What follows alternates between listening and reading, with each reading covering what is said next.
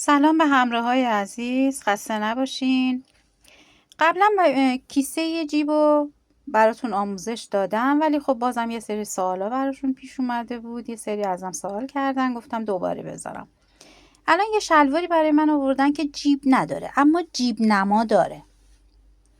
کیسه جیب نداره. من برای این باید کیسه جیب بذارم که جیب دار بشه.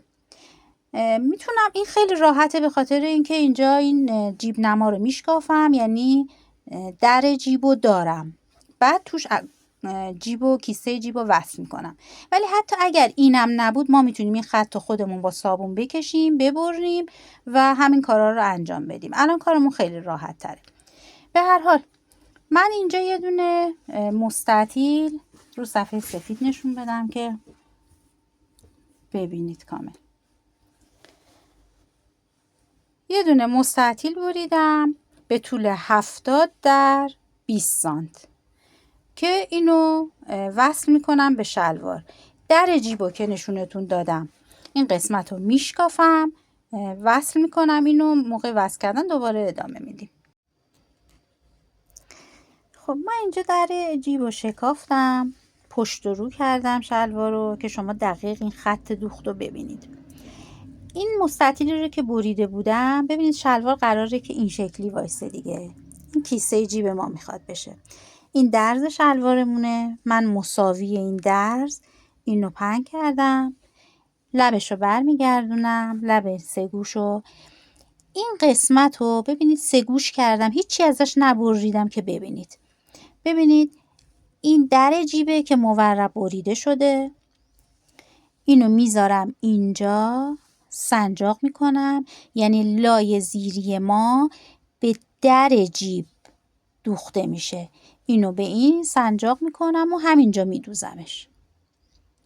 لای رویی رو به این سمتش، به سمت سگوش بالا، به این سمت اینو دوباره سنجاق میکنم و میدوزم. از هر کدوم یه سگوش کوچیک دور ریز داریم. دوباره بهتون نشون میدم. خب این لای روی کار من هستش که من اینو سگوش کردم، برگردوندم و این سگوش رو دوخت میکنم.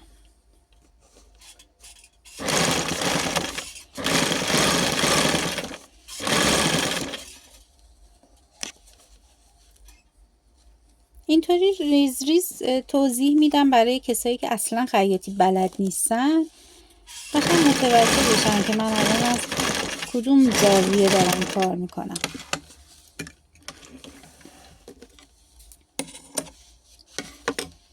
خب اون لایه زیر که لایه روی کار ما میشه، جیب مورب رو داشتیم.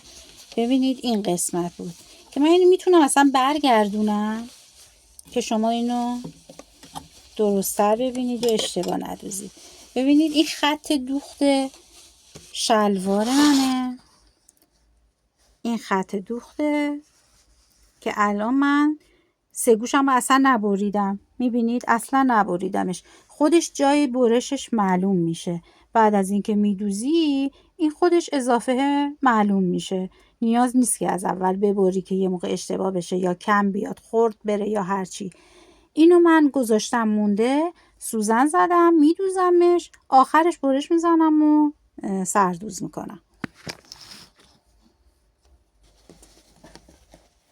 ببینید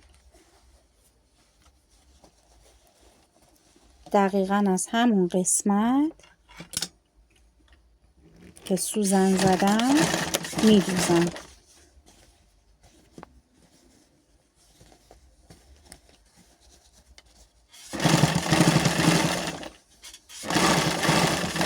یعنی خودش خط راهنما داره، اصلا کار سختی نیست.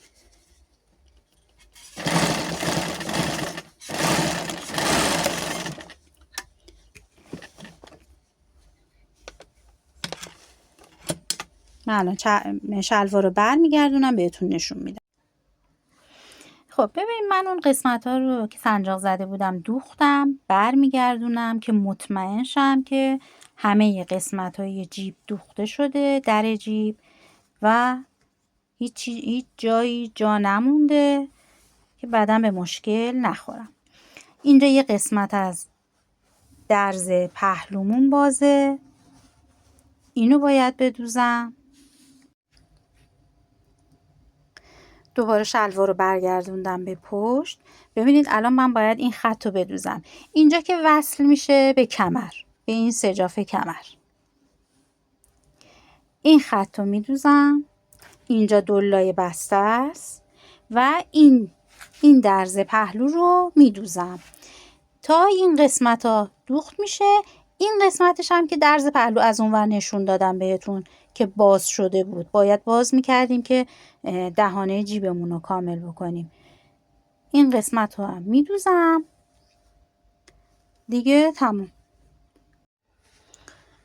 خب دوستان، این داخل کاره، باکدوزی کردم. اون 3 گوشی هم که اضافه مونده بود، بعد از اینکه خیالم راحت شد که هیچ جایی اشتباه نشده، توی پاکدوزی گرفتمش، کمر رو وصل کردم و کیسه جیب کامل شد. اینم روی کارم، همین تمیزی